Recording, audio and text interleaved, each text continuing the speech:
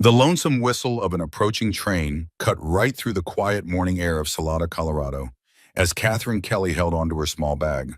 With her hands a-trembling and just 20 years old, her round belly showed plainly under her worn traveling dress. It told a story that had already cost her every last thing she had ever called her own, back in the year of 1882. And that old Union Pacific train was about to deliver her to what she prayed was a new start, but feared was just another heartbreak. Catherine took a step back as the giant iron horse thundered into the station, its steam pouring out all around the platform, just like a thick morning fog on the Arkansas River.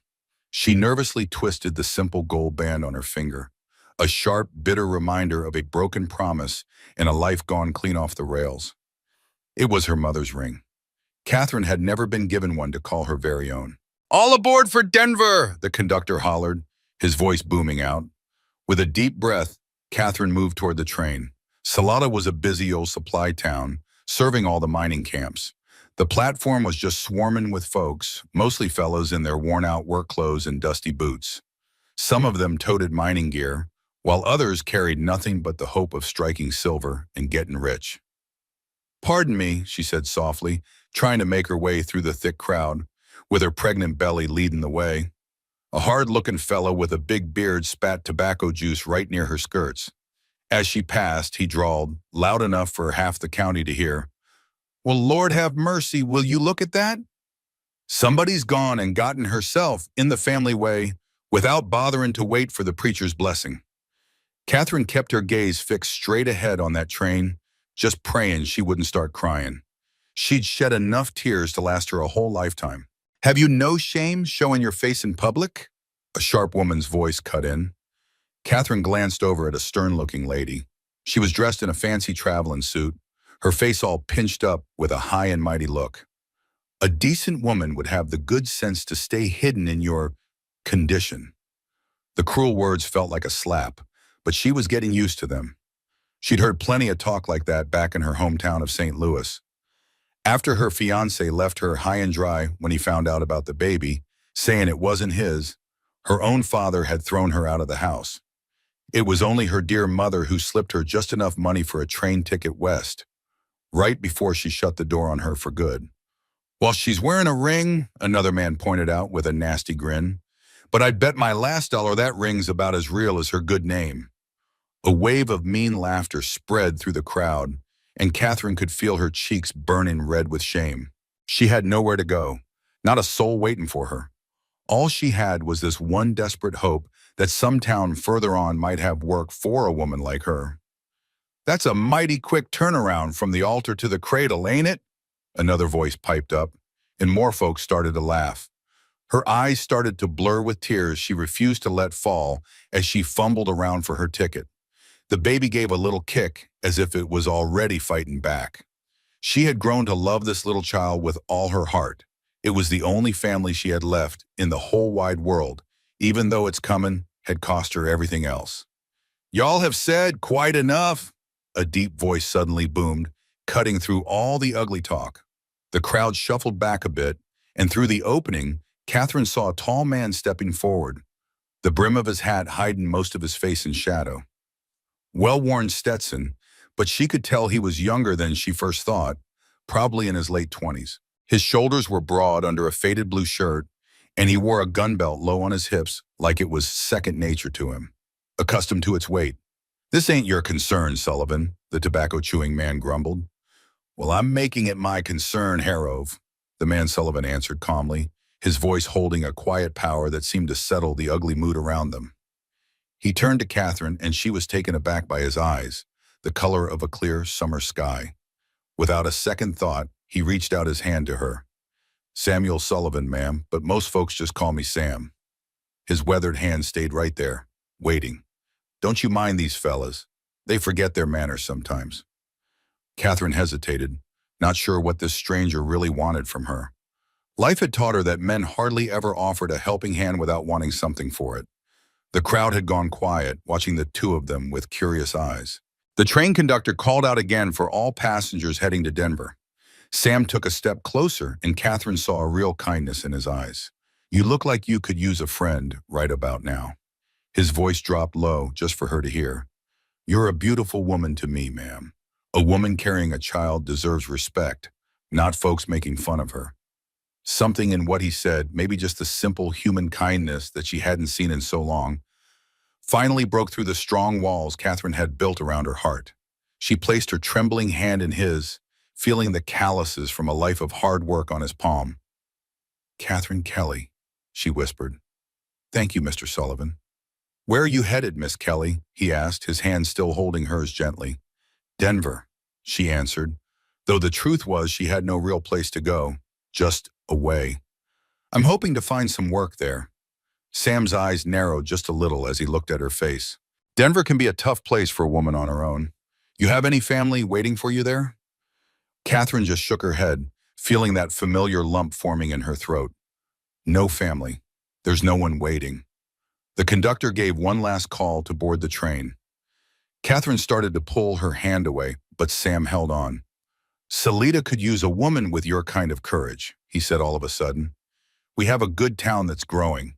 The hotel is looking for help, and Mrs. Peterson, the woman who runs it, is a fair person." Catherine blinked, confused. "Why would you help me? You don't even know me." A small smile touched Sam's lips. "I know enough. I know what it looks like when a person is running from something. And I know what it looks like when someone is brave enough to just keep on going, no matter what." The train whistle blew a long, loud signal that it was about to leave. Catherine glanced over at the train, then looked back at Sam's face. There was something so reassuring in his steady eyes, something that felt dependable in a world where she had found so very little of that. "I can't offer you a whole lot," Sam continued, "but I have a small place just outside of town. There is a little cabin on the property where you could stay until you get on your feet. No strings attached. You would be safe there, Tiafin." Catherine had learned the hard way to be wary of men and their promises, but something in Sam's eyes felt honest. And the other choice, getting on that train with no real plan and hardly any money, all of a sudden felt absolutely terrifying. "Why hadn't she asked again, just needing to understand. Sam's whole face softened up. "Because 6 years back, my own sister found herself in a similar spot, and not a soul helped her." He did not say another word, but the hurt in his eyes told Catherine everything she needed to know. The train started to lurch forward, its wheels groaning on the rails. Catherine made up her mind right then, squeezing Sam's hand a little tighter. "I'll stay," she said, her voice stronger than it had been in months. Sam gave a single nod, like they were sealing a serious deal. "You won't regret it, Miss Kelly. Salada might just surprise you." As the train pulled on out of the station, Catherine felt a wave of relief she had not expected. For the first time since finding out about the baby, she was not all on her own. Sam picked up her little bag. "My wagon's just over yonder. Are you feeling hungry? The cafe makes a right fine breakfast." Catherine nodded, suddenly realizing she had not had a bite since last evening. "Yes, thank you." As they walked away from the train platform, she could feel prying eyes on them, but all the mean whispers had stopped. Just having Sam beside her felt like a shield against the judging stares of strangers. "Don't you pay no mind to the gossips," Sam said in a low voice. "They'll find something new to cluck about by sundown. Folks around here have short memories for trouble, but long ones for kindness. You will make your own way just fine here." Catherine looked up at the man walking beside her, wondering if she'd made a terrible mistake trusting a stranger, or the wisest choice of her entire young life. One way or another, Salada, Colorado, now held her future and the future of her unborn child. The cafe was a simple place with worn-down wooden floors and red checkered tablecloths. The wonderful smell of fresh biscuits and sizzling bacon filled the air, making Catherine's stomach rumble loud enough to hear.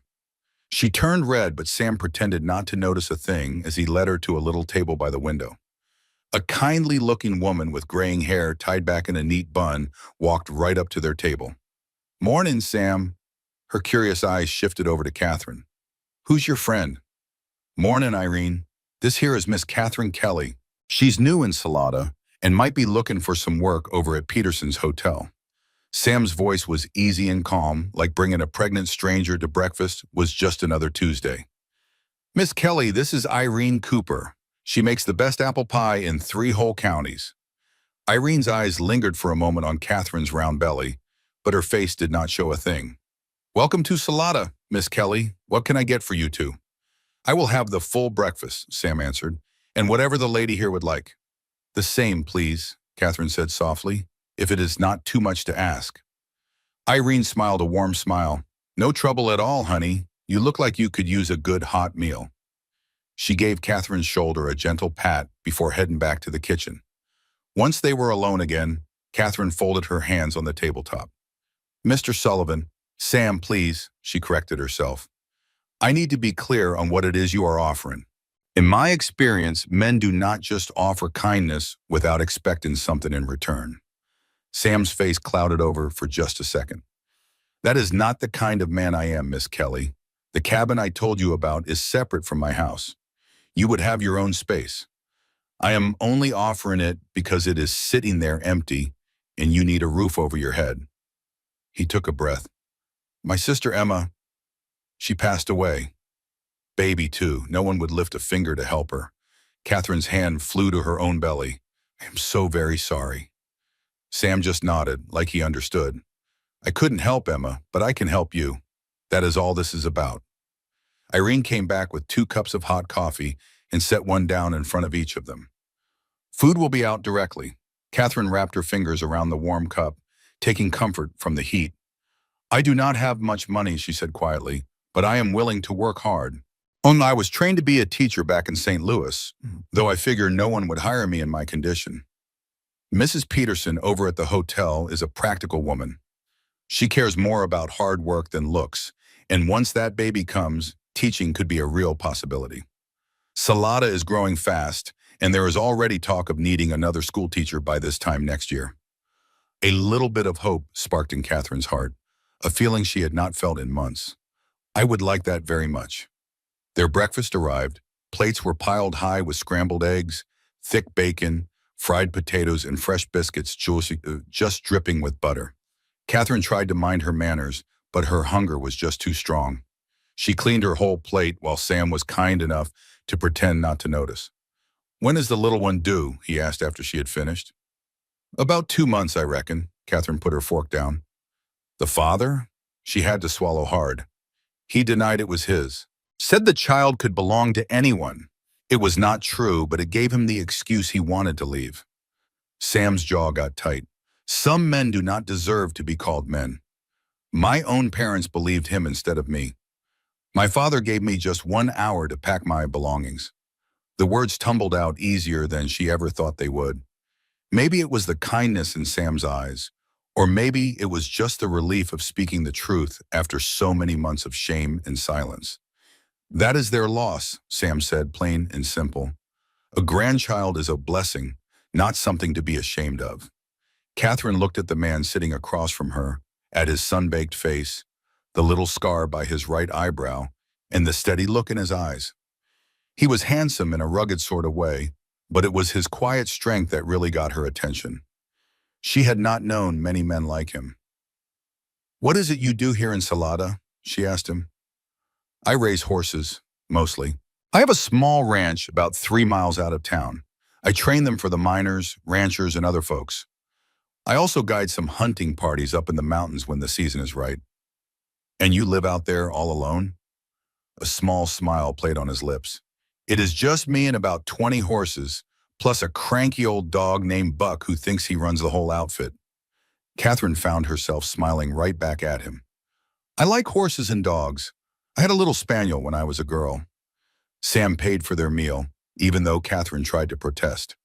As they walked out of the cafe, he pointed out the buildings in town, the general store, the bank, the small church, and way down at the end of the main street, a 3-story building with a brand new sign that read, "Peterson's Hotel." "Would you like to go speak with Mrs. Peterson right now?" Sam asked. "Or would you rather get some rest first? That journey must have worn you out." Catherine squared her shoulders. "I would like to speak with her now if it is all the same. The sooner I can find some work, the better I will feel." Sam nodded, looking pleased. "I had a feeling you might say that." The hotel lobby was clean and simple, with a front desk made of polished oak, a desk and a few chairs that looked mighty comfortable. A stern-faced woman with silver-streaked black hair looked up when they walked in. Entered. "Samuel Sullivan," she said, her voice dry. "Twice in 1 month. The world must be coming to an end." But Catherine could tell there was some kindness underneath that tough exterior. "Mrs. Peterson, I'd like you to meet Miss Catherine Kelly. She's new to Salada and looking for honest work."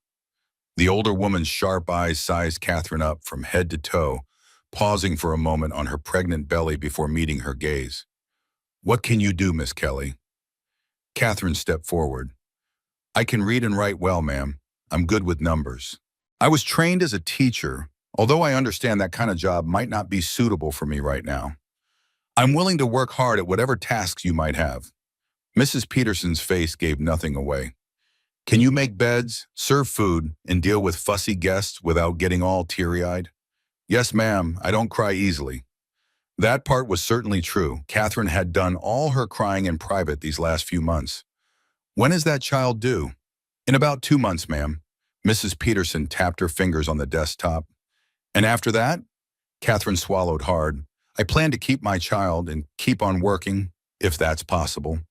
To her surprise, Mrs. Peterson nodded. "Good. I have no use for women who walk away from their responsibilities."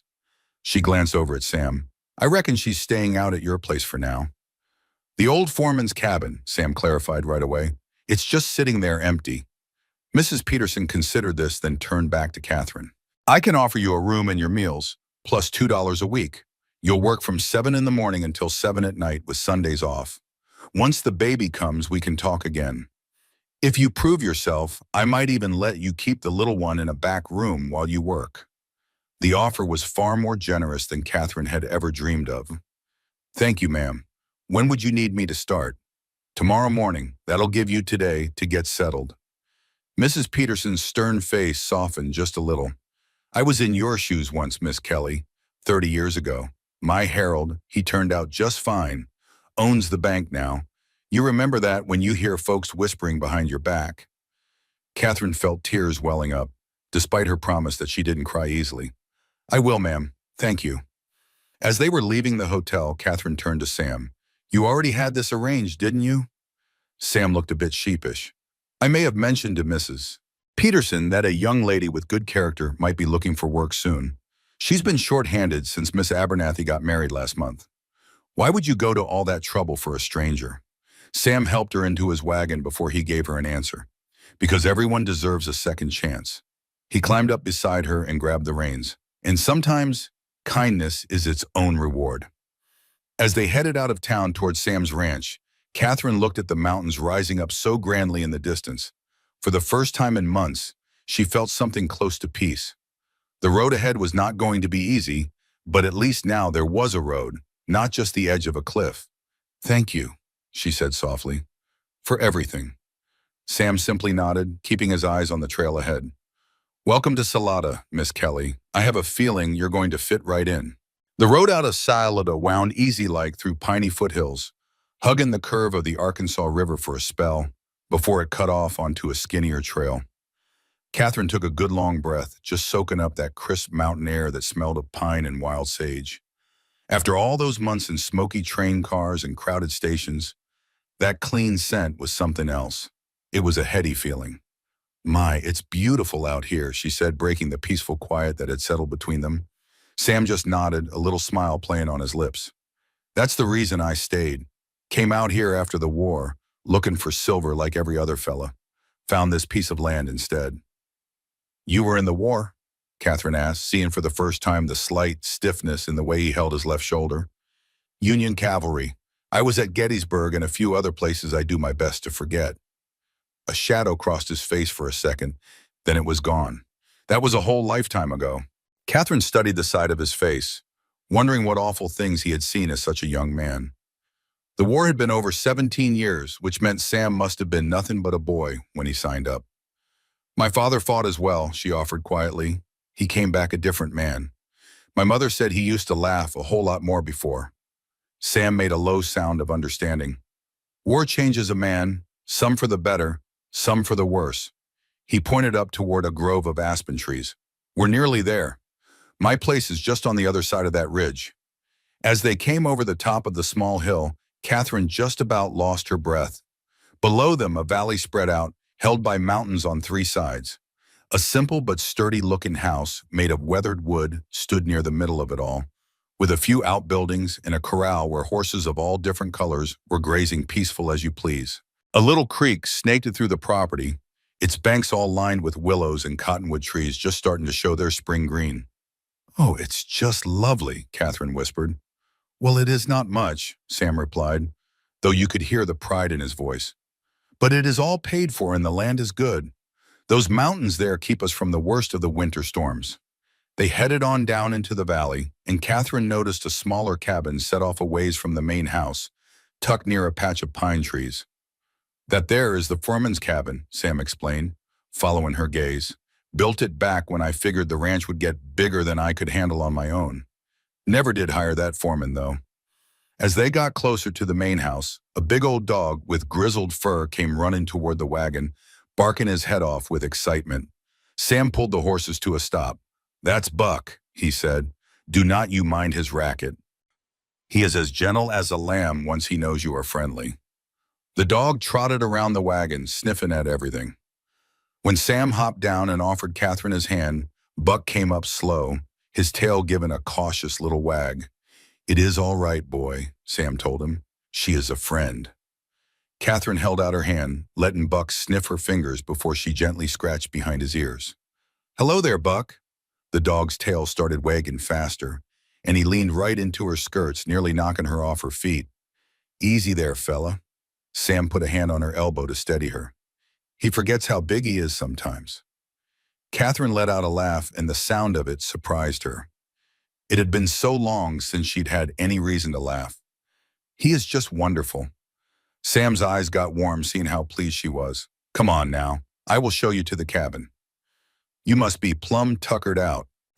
The foreman's cabin was small, but it was built tough, with a main room holding a stone fireplace, a solid table with a couple of chairs, and a narrow bed pushed up against one wall. A smaller room off to the side had a washstand and a copper tub. "It ain't much," Sam said, setting her bag on the table. "But it'll keep the weather out, and it gets plenty warm once the fire's going." "It's perfect," Catherine replied, and she truly meant it. After months of not knowing what was next, the simple cabin felt like a grand palace. "There's a pump out back for water. The outhouse is behind that little stand of pine trees over yonder. I'll bring you some firewood and get this stove going for you." Sam moved around with purpose, checking the small cast-iron stove in the corner.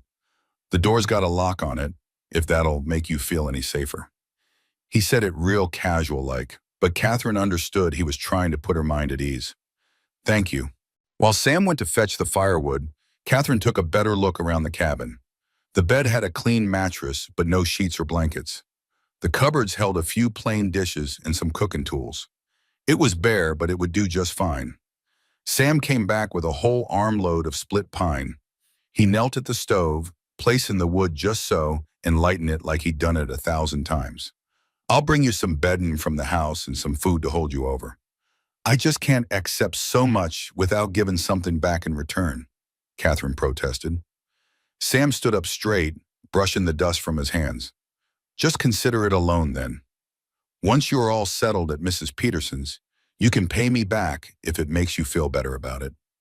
Before Catherine could even answer, she felt a sharp little kick from her baby. She gasped, and her hand shot right to her belly. "Are you all right?" Worry creased Sam's forehead. "Yes." She smiled, placing her hand over the spot where she'd felt the little flutter. "The baby's kicking. It does that a lot now." The hard look on Sam's face just softened. "May I?" he asked, a little hesitant, as he reached out his hand. The question surprised her, but Catherine nodded and guided his large, weathered hand to the right spot on her belly. For a second, nothing happened, and then the baby kicked again, even harder this time. Sam's whole face changed, lit up with wonder. "That's a strong little one," he murmured. "Yes, he or she certainly is." Catherine felt a connection she never expected with this kind stranger as they shared the moment. She gently pulled her hand back, and Sam quickly pulled his away too, clearing his throat. "I'll go get those supplies for you," he said, his voice sounding a bit gruff. "You make yourself at home now." Left all alone, Catherine sank into one of the wooden chairs, suddenly feeling the full weight of the day's events. That very morning, she had been a desperate woman with nowhere left to go. Now she had shelter, a job, and maybe, just maybe, a friend. Tears of relief just spilled down her cheeks, and she didn't bother to stop them. When Sam returned a short time later, she had gathered herself. He was carrying a bundle of linens, a basket of food, and a small wooden box. Bedding, some groceries, and this. He set down the box. Some things that might be useful for the baby. They were Emma's, never used. A shadow of pain crossed his face, but he kept on. It just seemed a terrible shame to let them go to waste. Catherine opened the box to find the tiny little gowns, blankets, and knitted booties, all made with so much love. "Oh, Sam, I couldn't possibly." "Please," he cut in gently. "Emma would have wanted them to be used." Catherine nodded, her heart warmed by his kindness. "Thank you. I will surely treasure these." Sam then helped her make up the bed and showed her the trick to keeping the old stove's heat just right. "All right, I'll let you get some rest now. My place is just up the rise. If you need a single thing, don't you hesitate to come fetch me, day or night." "You have been more than kind," Catherine said, walking with him to the door. "I just do not know how I will ever thank you." "No thanks needed, ma'am," Sam said, setting his hat firmly on his head. "I will be back in the morning to give you a ride into town for your first day at the hotel." After he was gone, Catherine unpacked the few things she owned in the world, carefully arranging the baby items in a small chest of drawers. The food Sam brought was simple: bread, cheese, dried apples, and salted beef. But to her, it felt like a king's feast. Later, as the evening shadows stretched long across the valley, she sat on the little porch, wrapped in a quilt against the night's chill. The mountains stood like dark giants against the sky packed full of stars, and the soft sound of horses carried on the gentle breeze. In the distance, a lone coyote howled, its cry echoing clean through the quiet valley. Catherine rested a hand on her round belly, feeling her little one move inside her. "We have found a safe place, little one," she whispered, "at least for a little while." That night, for the first time in months, she slept a deep, dreamless sleep, free from worry about what the morning would bring. The next morning, true to his word, Sam rolled up in his wagon just as the sun was coming up to take Catherine into town. He had brought a thermos of hot coffee and some warm biscuits fresh from the oven. "Did you sleep all right?" he asked, giving her a hand up into the wagon. "Better than I have in many months," she admitted, taking the cup of coffee with a grateful smile. The morning air had a bite to it, and a fine layer of frost covered all the ground. "Is it always this chilly here in May?" "That is just mountain weather for you," Sam explained. "Warm days, cold nights. It will be real summer soon enough." The ride to town was a pleasant one, with Sam pointing out landmarks and telling her stories about the area. Catherine found herself laughing at his quiet jokes and his tales of how Salada got its start. "This town has only been here about 12 years, he told her. "It started out as a camp for the railroad. Now it is getting a bit more respectable, with the mines doing so well and the ranches spreading out across the valley." As they got closer to town, Catherine felt that old knot of worry tighten in her stomach. "Do you think people will gossip about me staying out at your place?" Sam's friendly face turned serious.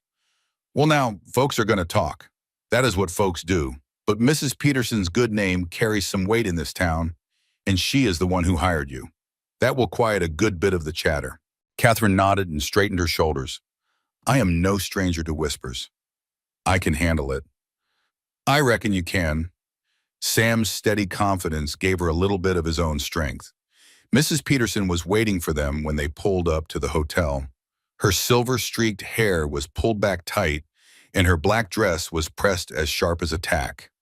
"Right on time," she said with a nod, giving Catherine a long look from head to toe. "The uniform is in your room. 3rd floor, down at the end of the hall. It is a small room, but it is private." She then turned her gaze to Sam. "I will see she is taken care of, Sullivan. You can stop fussing over her like a mother hen." Sam just tipped his hat to both of the ladies. "I will swing by around 7 o'clock to take you back to the cabin," he said to Catherine. "That will not be necessary," Mrs. Peterson cut in. "Miss Kelly will be staying right here at the hotel. The room comes with the job." Catherine glanced over at Sam, feeling a little sad to leave that peaceful cabin behind. But my things, I will bring them over later today, he promised. Mrs. Peterson is right. It just makes more sense for you to be here in town. I will expect you both for supper tonight, Mrs. Peterson said in a tone that meant business. 6 o'clock on the dot. Now, Miss Kelly, let's get you settled in so you can get to work. The day flew by in a blur of new faces and chores. Catherine learned the layout of the 15-room hotel and the proper way to turn down beds, all according to Mrs. Peterson's particular standards. She also learned how to politely but firmly handle any guests who got out of line.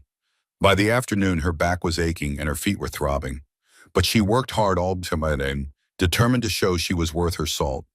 Mrs. Peterson watched her like a hawk, but never said a word of criticism.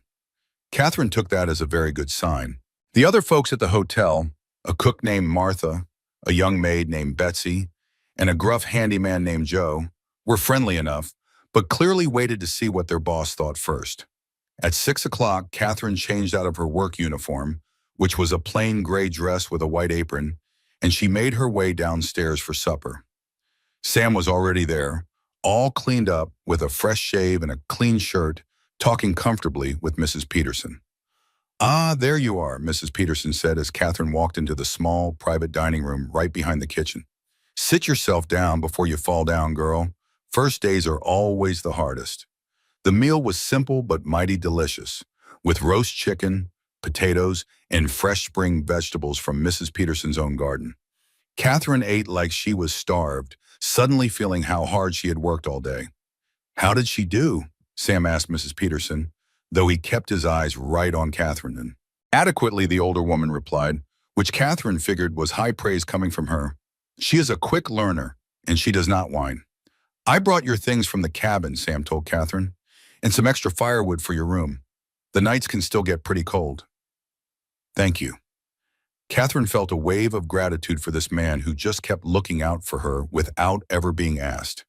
"And thank you for the job, Mrs. Peterson. I promise you will not regret hiring me." Mrs. Peterson's stern face softened just a little. "I rarely regret my decisions, Miss Kelly.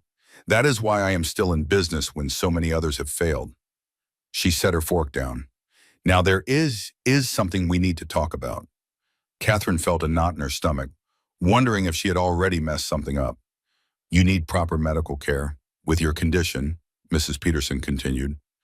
"Dr. Harris comes through town every second Tuesday. I have already made an appointment for him to see you when he gets here next week." "I cannot afford a doctor," Catherine protested. "Consider it an advance on your wages," Mrs. Peterson replied firmly. "I will not have you risking your health or the child's. It is bad for business if my employees start collapsing." Her rough words could not hide that she really cared, and Catherine felt tears welling up in her eyes. "Thank you." After supper, Sam walked Catherine up to her room on the 3rd floor.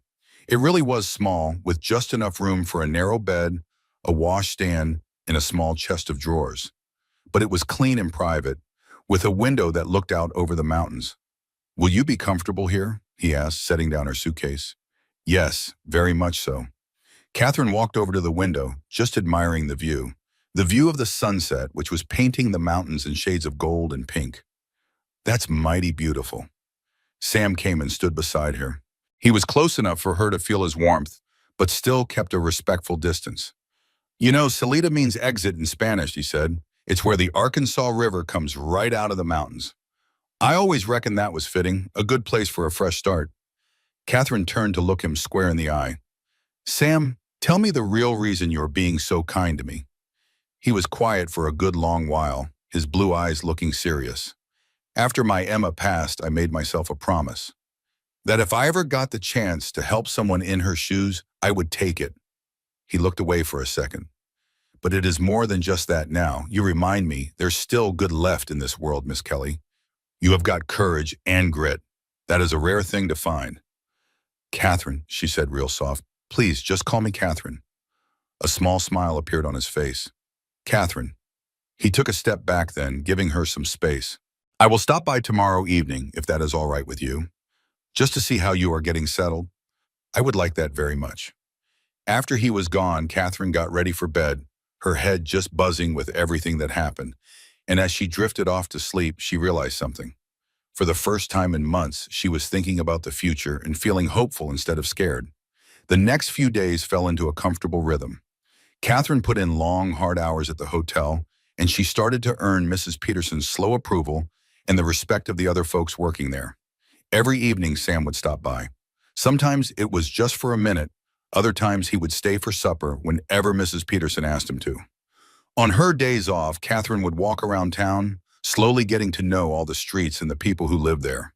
A few folks would stare and whisper as she went by, but most just gave a polite nod, knowing she was the new help over at Mrs. Peterson's place. Dr. Harris showed up right on time that next Tuesday, just like he said he would. He was a kind, older fellow with gentle hands and a straightforward way about him that made Catherine feel right at ease. "Well, everything looks to be just fine," he told her after the checkup. "The baby is in the right position and seems to be a good, healthy size. I reckon you will deliver sometime in early July." "Thank you, doctor." Catherine paused for a moment before she asked, "Is there anything different I ought to be doing to get ready?" Dr. Harris just smiled. "Just rest when you can, eat good food, and make sure you have got someone with you when your time comes. First babies have a habit of taking their sweet time to arrive." He gave her hand a gentle pat. "I will be passing through Salida again in late June and then in the middle of July. Lord willing, I will be here for the birth, but babies come when they are ready." Mrs. Peterson, who made sure she was there for the whole visit, spoke right up. "She will have plenty of help when her time comes. I have helped deliver my fair share of babies." Dr. Harris nodded, pleased to hear it. "Good. Between the two of us, Miss Kelly will be in good hands." He started packing his instruments back in his bag. "I will see you in June, young lady." As May rolled into June, Catherine's belly got bigger, and it got harder for her to move around. Mrs. Peterson, without a word, gave her easier jobs to do, like managing the guest book, sewing up the linens, and keeping track of the accounts. "There is no sense in you huffing up and down those stairs all day," she said in her rough way when Catherine tried to argue. "Besides, your handwriting is a whole lot prettier than mine." Sam kept up with his daily visits, and he'd bring her little things like wild strawberries he'd found up in a mountain meadow or a book of poems from the Mercantile. He even brought a rocking chair he'd fixed up for her room. "You'll be needing this when the little one arrives," he explained, his cheeks getting a bit red. He set it right by her window for nursing and all that. Catherine was mighty touched by his kindness and started to realize just how much she was looking forward to his visits. There was a quiet strength about Sam that she found deeply comforting. He never pressed her for details about her past, but he was a good listener when she chose to share.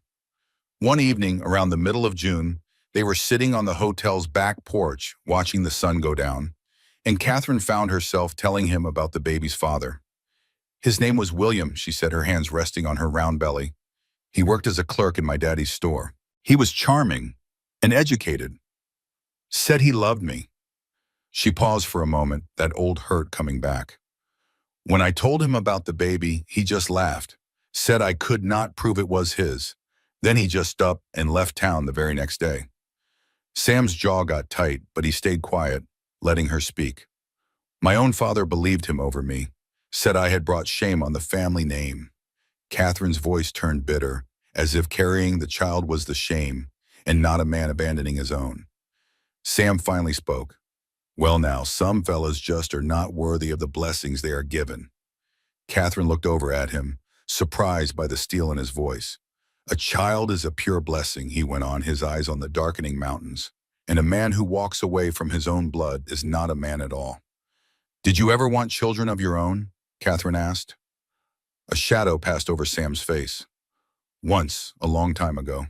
"What happened?" He was quiet for such a long spell that Catherine figured he was not going to answer. Finally, he let out a sigh. "I was engaged before the war. Her name was Martha. We sure had plans." His fingers absently traced a pattern on the porch railing. "I came home from Gettysburg with a bad shoulder and nightmares that woke the whole house up." He just shrugged. "Some wounds just do not ever heal up right." "Oh, Sam, I am so sorry," Catherine said, her voice real soft. "It was for the best," Sam replied, but his voice told a different story. "She married a banker from Denver. Has 3 children now, from what I hear." They sat there in a comfortable silence as the first stars started popping out in the darkening sky. Catherine felt the baby give a little kick inside her and put her hand on the spot. "Feeling mighty active tonight," she commented. Sam smiled a real gentle smile. "May I?"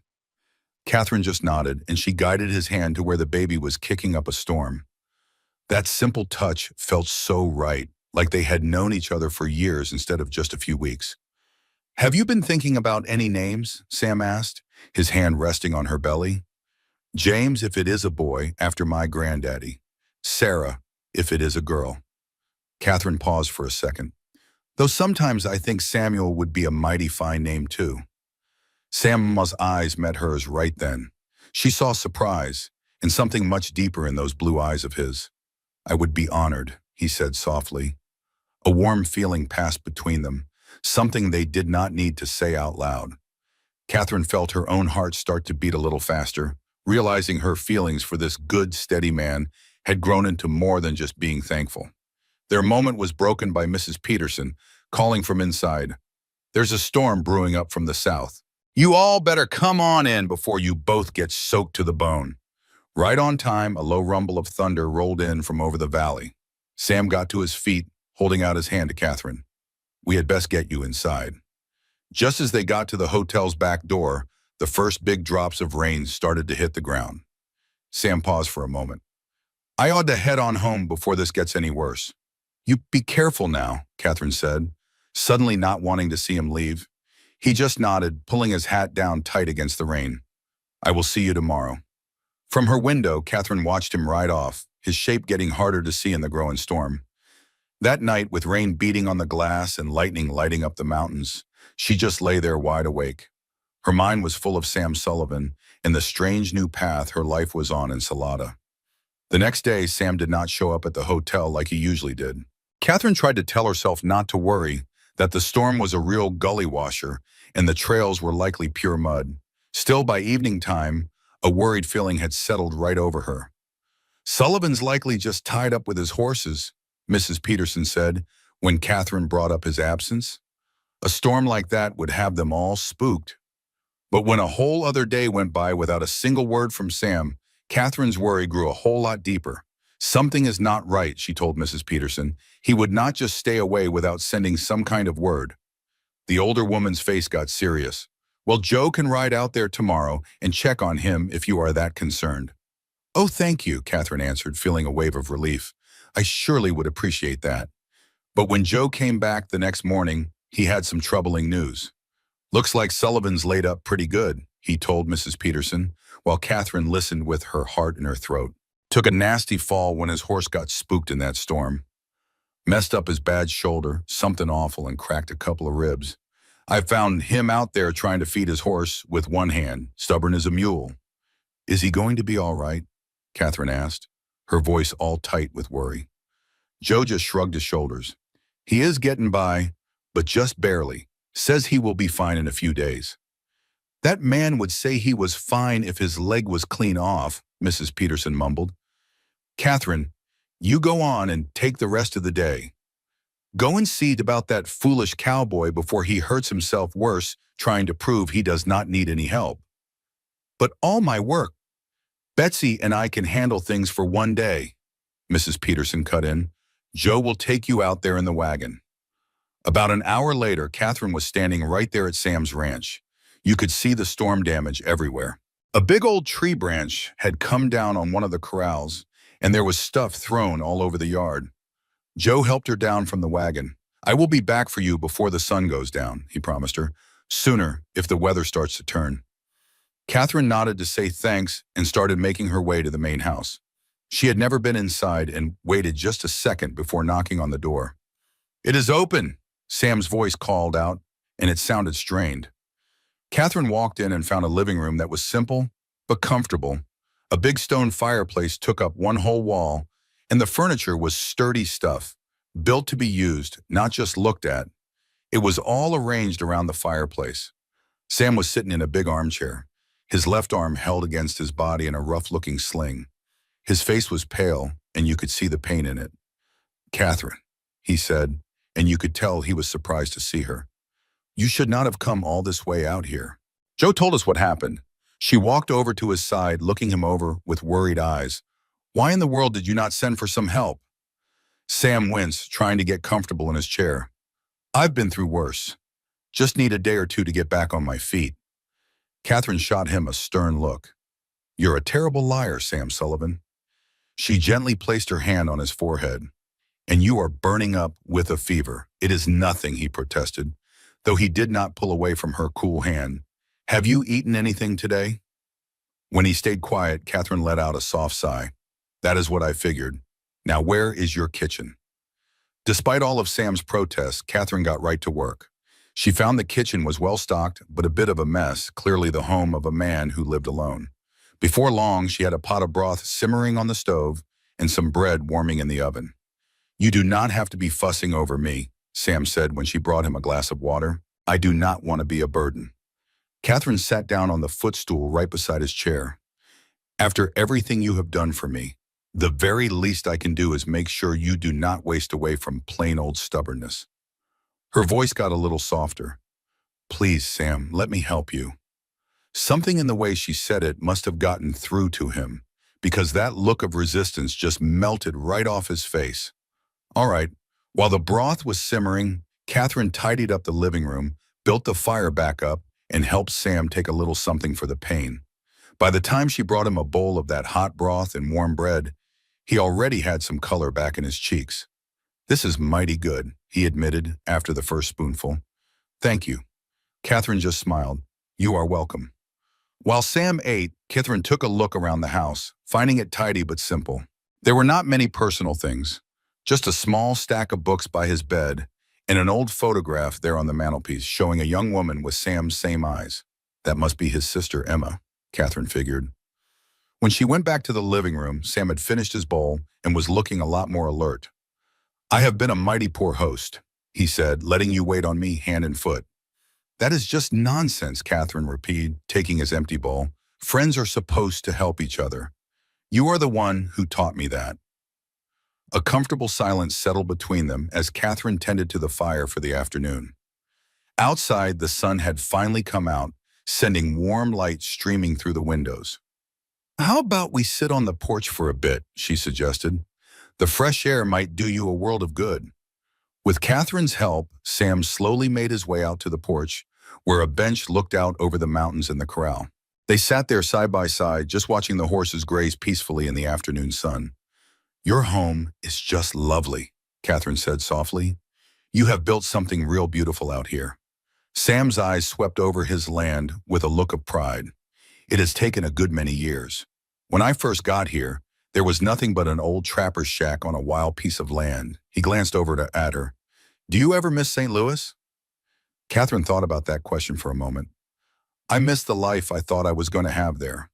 The teaching job I worked so hard for. My parents' approval.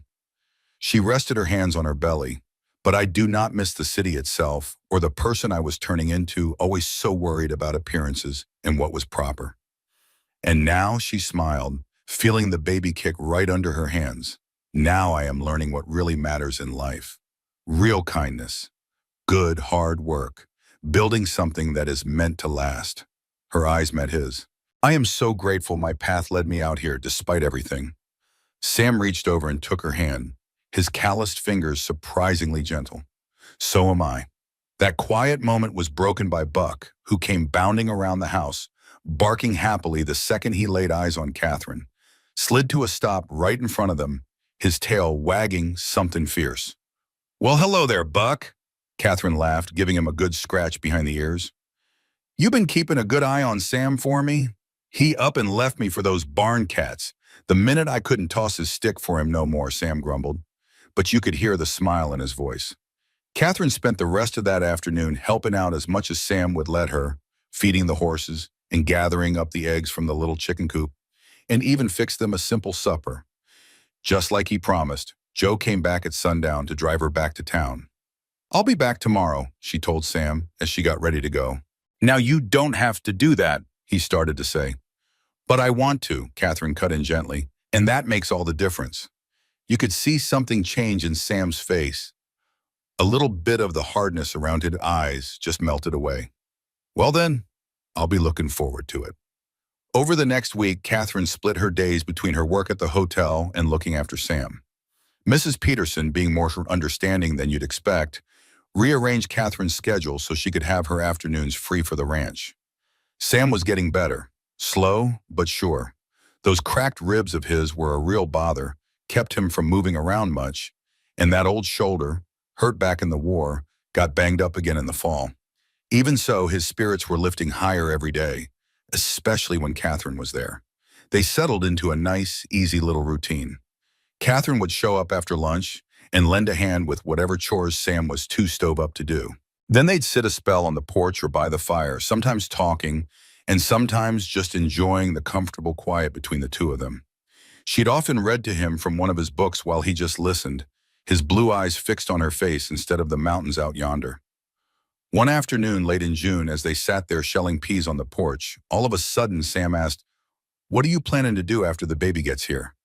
Catherine's hands just stopped in their tracks. "Mrs. Peterson says I can keep on working at the hotel. She even offered to help with the baby during my shifts. And after that, when the little one is older," Catherine started shelling again, thinking on his question. "I'd sure like to teach eventually. Mrs. Peterson mentioned the town might be needing another teacher come next year." She glanced over at him. "Why do you ask?"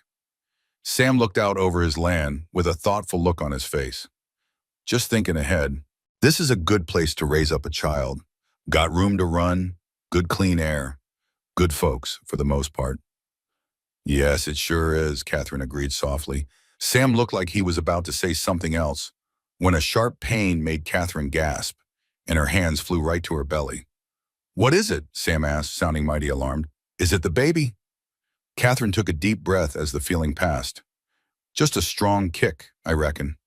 But no sooner were the words out of her mouth, another pain grabbed hold of her, sharper than the last one. Or maybe not. The color drained right out of Sam's face. "Is it time? The baby's not due for another 2 weeks." "Well, babies follow their own schedules," Catherine said, repeating Dr. Harris's words, trying to stay calm though her heart was pounding. "But yes, I do believe it might be starting." Sam tried to get up too quick, wincing as his ribs hollered in protest.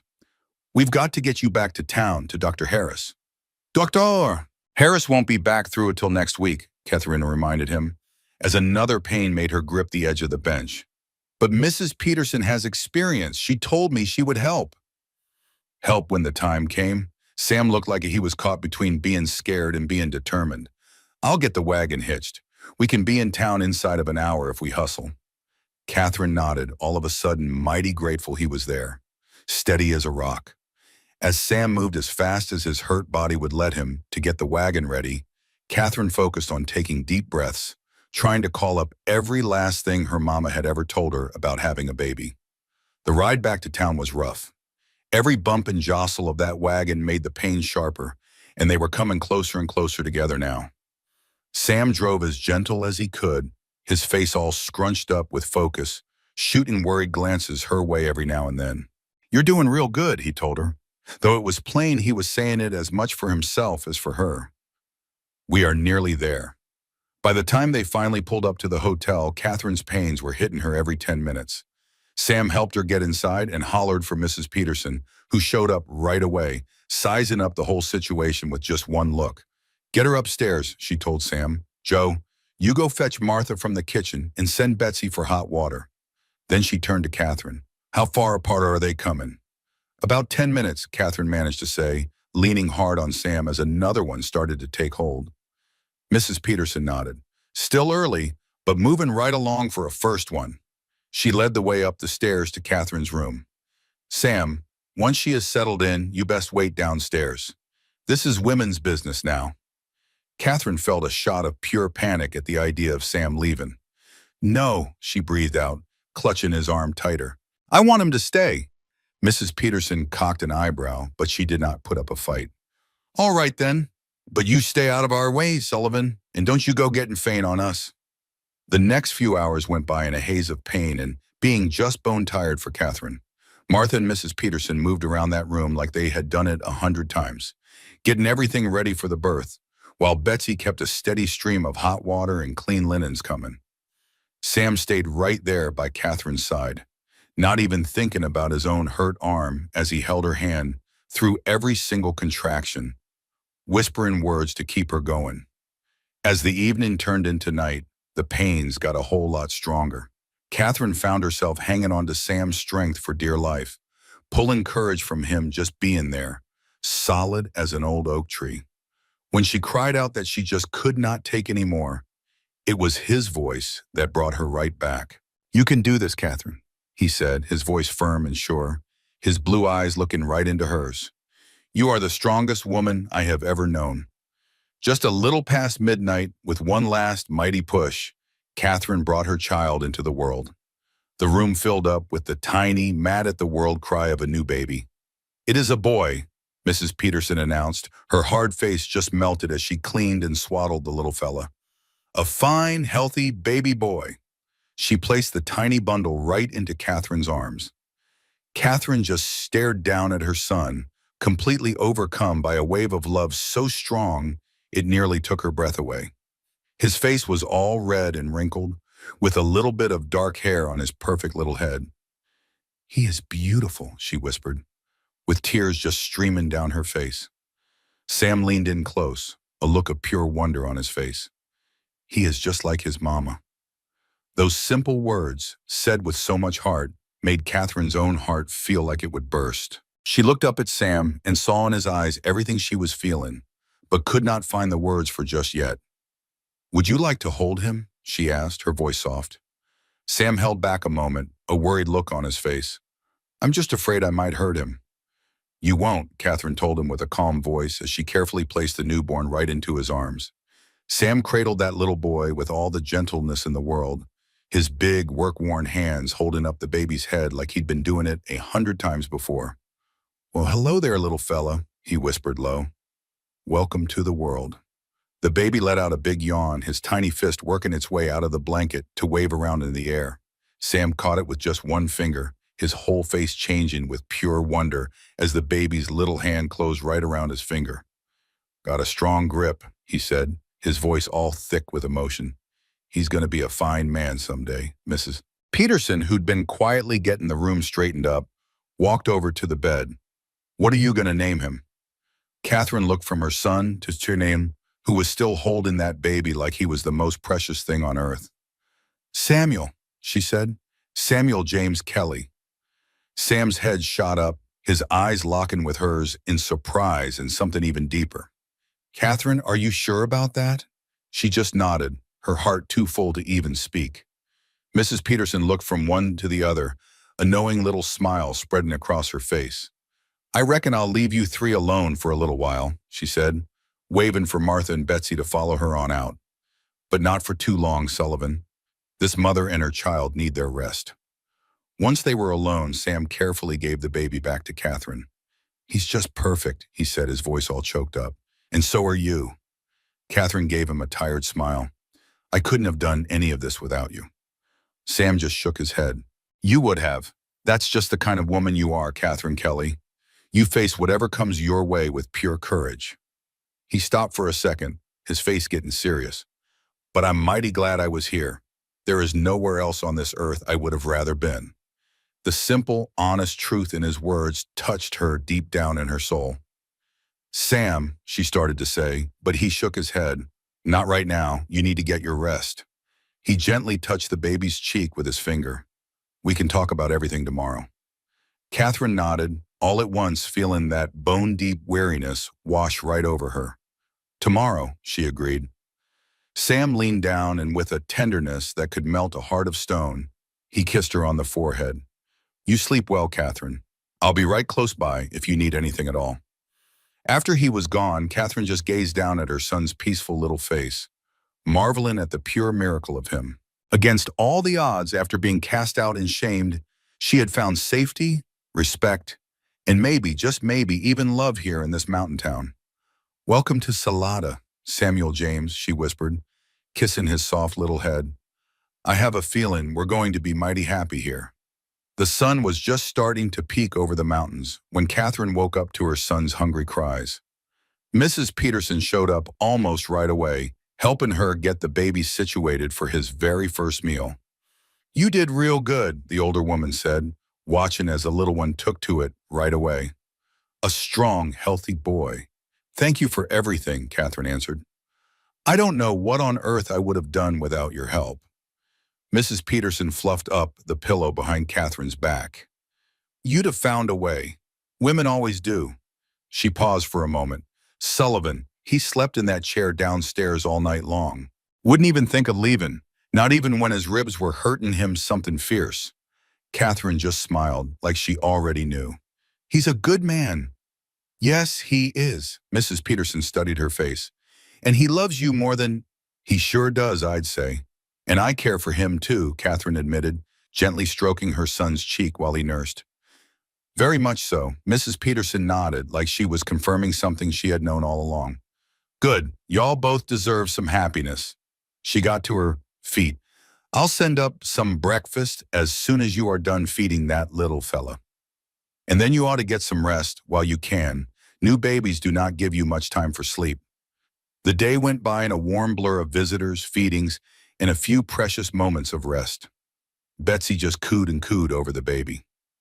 Martha brought over some special broth to help Catherine get her strength back, and even old Joe stopped by to offer his rough-around-the-edges congratulations. Sam came by regularly, bringing wildflowers he had picked for her bedside, and he would spend long stretches just quietly watching. She was sore, tired, but happier than she had ever been. Catherine smiled down at her son. He is a good baby. He hardly cries. He explained after Catherine showed her surprise at the beautifully crafted cradle. The carpenter had it all ready for another family, but they up and left for Denver last week. He said we could have it. That little word, we, did not go unnoticed by Catherine, but neither of them said a word about it. By evening, Catherine was feeling a bit stronger, although she was still mighty tender and worn out. After the baby's evening feeding, Mrs. Peterson shooed everybody out of there. This mother and her child need some real rest, she insisted. Y'all can fuss over them again tomorrow. But long after the hotel had settled down for the night, there came a soft knock on Catherine's door. She was not the least bit surprised to find Sam standing there, with an uncertain look on his face. I know you probably ought to be resting, he said, but I just wanted to check on you both before I head home. Please come in, Catherine invited, sitting up a little straighter in bed, with little Samuel sleeping peacefully in her arms. I am so glad you came. Sam stepped inside, closing the door quietly behind him. He pulled a chair up closer to her bedside. How are you feeling, really? I am sore and I am tired, but I am happier than I have ever been. Catherine smiled down at her son. He is a good baby, hardly ever fusses. Unless he is hungry, of course. Sam's eyes stayed on the tiny infant. He looks a lot like you. He has your nose, I think. Catherine let out a soft laugh.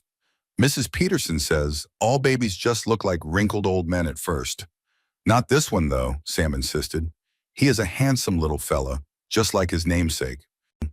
But his attempt at a joke could not hide the real emotion in his voice. Sam, Catherine started, gathering up all her courage. There is something I need to tell you. He just nodded and waited. When I first came to Salada, I was just broken and so ashamed. I truly thought my life was over before it ever had a chance to begin. She glanced down at her sleeping son, then looked right back at Sam's face. But you saw something in me that I could not see in myself. You saw worth and strength and a chance for something more. Sam started to say something, but Catherine held up a hand. Please, let me finish. This is hard enough as it is. She took a deep breath. These past few weeks, you have shown me what a truly good man is. Not by doing big, fancy things, but through simple daily kindness and your steady, unwavering support. I love you, Sam Sullivan.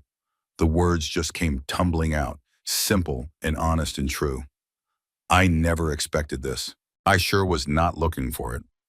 After William, I did not think I could ever trust another man again. But I trust you, Sam, and I love you.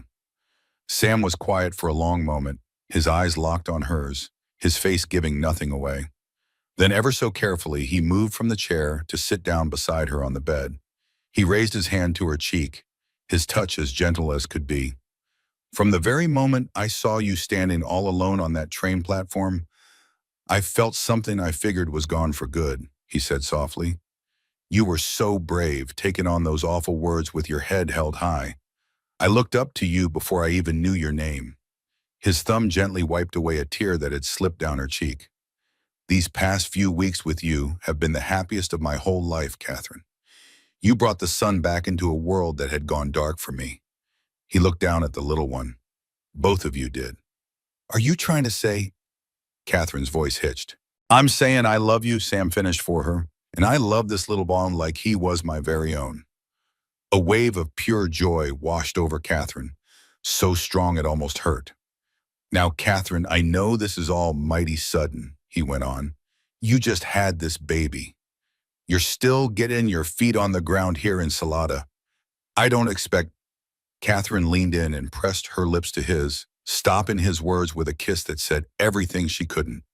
After a second of surprise, Sam kissed her back, his hands gently moving to the back of her neck as the kiss grew deeper, with a tenderness that brought new tears to her eyes. When they finally parted, both of them out of breath, little Samuel stirred in his mama's arms, but he didn't wake up. I want to do this the right way, Sam said, his voice low and thick. When you're feeling stronger and when you're ready, I want to court you proper, the way you deserve. Catherine smiled right through her tears. I reckon we're a little past formal courting, Sam Sullivan. He grinned, and the pure joy on his face seemed to take years off his age. All the same, some things ought to be done right. Then his face grew more serious. I want to build a life with you, Catherine, with both of you, a real family. I want that too, she whispered back, more than anything in this world. Sam leaned in to kiss her again, his lips soft against hers. Then it's settled. We'll take it one day at a time, but we'll take it together. And just as if he knew something important had just happened, little Samuel picked that exact moment to wake up, his little face wrinkling up like he was about to cry. Catherine shifted him in her arms, and he settled right back down. He knows your voice, she told Sam. Even before he came into this world, he would kick whenever you were close. Sam looked completely amazed by that. Could I hold him again? Catherine carefully passed the baby into Sam's arms. Even with his hurt shoulder, he held that baby with perfect confidence, cradling him close to his chest. Well, hello there, Samuel James, he whispered. Now, I'm not your daddy by blood, but if your mama will have me, I promise I'll be the best daddy a boy could ever ask for. I'll teach you to ride and fish and how to be a good man. He looked over at Catherine. And I'll love your mother every single day for the rest of my life. Catherine felt like her heart was about to burst with pure happiness. This man, who showed up in her darkest hour, just like a guardian angel, was promising her everything she thought she had lost for good. Love, a family, and a place to belong. We would be honored to have you be our family, Sam Sullivan, she said, her voice holding steady even with the tears that were welling up again. Sam smiled, the kind of smile that lit up his whole face. Then that's what we'll be. A family. Family. As the morning sun started peeking through the window, painting the room all soft and gold, Catherine looked at the man and the baby boy right there with her. Her whole future, something she never expected but more beautiful than anything she could have ever dreamed of when she first stepped off that train a few weeks back. Salada, bless its heart, was truly a place for a fresh start. Dr. Harris came back to town around the middle of July and declared that both mama and baby were doing just fine. By August, Catherine was back to helping out at the hotel, often with little Samuel snoozing peacefully in a basket right behind the front desk. And Mrs. Peterson, who'd been so tough at first, well, she was just completely taken with that baby boy. She was always scooping him right up whenever Catherine needed both hands for her work. And true to his word, Sam courted Catherine the right way all through that summer and into the early fall. He'd bring her flowers and little presents and take her on picnics up in the mountain meadows whenever she was feeling up to it. And he'd spend hours on end just sitting there with her and little Samuel, talking about the future and the life they were fixing to build. The folks in town, seeing that Mrs. Peterson approved and how devoted Sam was, they started to welcome Catherine like she belonged. All that gossip just faded away, and folks started asking after her and her son, genuinely caring. By the time fall came and turned the aspen trees to gold, hardly anyone remembered or gave a hoot about how she'd first arrived. Sam asked for her hand proper on a cool October evening while they were sitting on the porch of his ranch house. Little Samuel was sleeping soundly in his cradle right next to them. He showed her a simple gold ring with a small but perfect diamond. "It was my mama's," he told her softly. "I've held on to it all this time, just waiting for the right woman to wear it." Catherine's eyes welled up with happy tears as he slid it onto her finger. "It's beautiful, Sam." "Not nearly as beautiful as you," he said, and then he kissed her, his lips so warm. "Will you marry me, Catherine Kelly? Help me make this house a real home and this ranch a place for a family?" "Yes," she whispered right back to him, 1,000 times. "Yes." They got married in Salada's little church on the first Sunday of November. Mrs. Peterson insisted on throwing the party at the hotel, and she oversaw every last detail herself. Catherine wore a simple ivory silk dress that Betsy and Martha had helped her stitch together, and she held Samuel James, a sweet 4 months old now, right in her arms during the whole ceremony. "I take you, Catherine, to be my lawfully wedded wife," Sam said, his voice steady and strong. "To love, honor, and cherish, in sickness and in health, for richer or for poorer, for as long as we both shall live. I take you, Samuel, to be my lawfully wedded husband," Catherine answered, her heart just about bursting with joy. "To love, honor, and cherish, in sickness and in health, for richer or for poorer, for as long as we both shall live." The preacher smiled kindly. "By the power given to me, I now pronounce you man and wife. You may kiss your bride." Sam's kiss was gentle and sweet, a promise of all the good years ahead. And little Samuel, snuggled right there between them, let out a happy little coo that made everyone in the church chuckle. "Folks, I present to you Mr. and Mrs. Sullivan and young Samuel," the preacher announced with a big grin. The party after was full of laughter, good home cooking, and the warm blessings of the town that had become their big, extended family. Catherine danced in Sam's arms, her heart feeling lighter than she ever thought it could after those dark days of the year before. "Are you happy, Mrs. Sullivan?" Sam asked as they swayed to the music. "Happier than I ever dreamed I could be," she answered him honestly. "And you?" "Well, I have everything I never even knew I wanted," he said, his blue eyes shining with pure joy. "A beautiful wife, a son to raise, and a whole lifetime ahead to love you both." That night, after the party wound down and they had returned to the ranch that was now truly their home, Sam carried Catherine right over the threshold, the old-fashioned way, even with his ribs still on the mend. "Welcome home, Mrs. Sullivan," he said, setting her down gently in the living room, which had been transformed by Catherine's womanly touches over the past few weeks. "It feels like I've been home since the day you took my hand at the station," Catherine replied, reaching up to gently touch his cheek. Sam turned and kissed her palm. "That was the day my life truly started again." He glanced over to the cradle where Samuel slept without a care. "Both our lives." Later, as they lay together in the quiet darkness of their bedroom, Catherine rested her head on Sam's chest, listening to the steady, strong beat of his heart. "I never thought I could be this happy," she whispered. After everything that happened, it just seemed impossible. Sam's arms tightened around her. "Sometimes the hardest trails lead to the most beautiful views." He kissed the top of her head. "And you, Catherine Sullivan, are the most beautiful view I have ever seen." Spring came early to Salada the following year.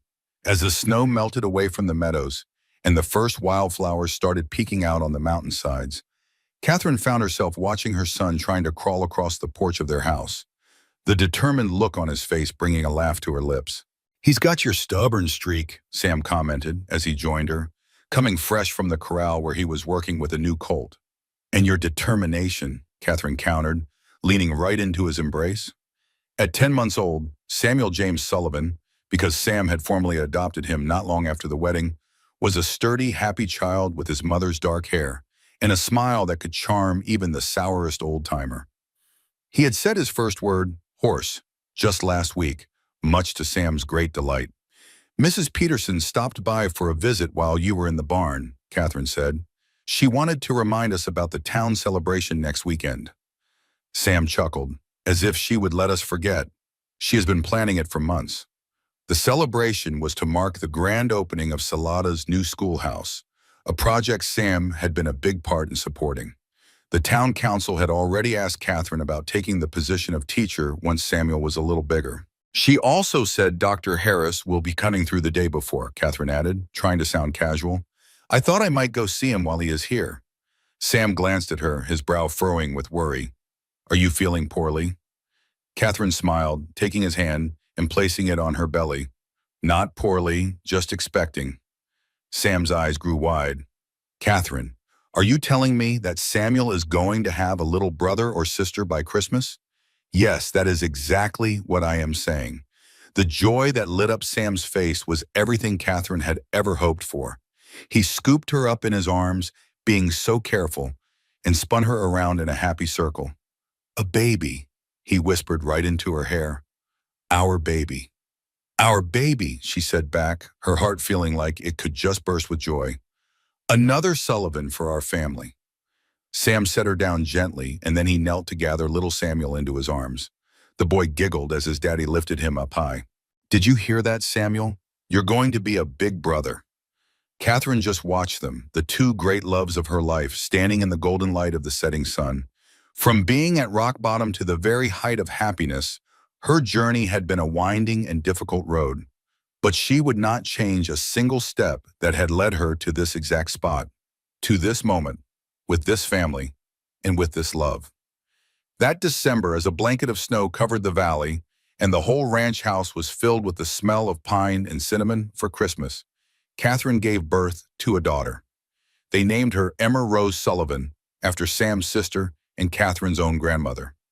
She's just perfect, Sam whispered, cradling his newborn little girl, while Samuel, who was now 15 months old, peered over at his sister from his mama's arms. Just like her mother. And she has your eyes, Catherine said, noticing the clear blue that you could already see in the baby's tiny face. We are so blessed, Sam, so very blessed. We sure are, he agreed, sitting down carefully on the edge of the bed next to his family. And it all started because a brave woman stepped off a train in Salada.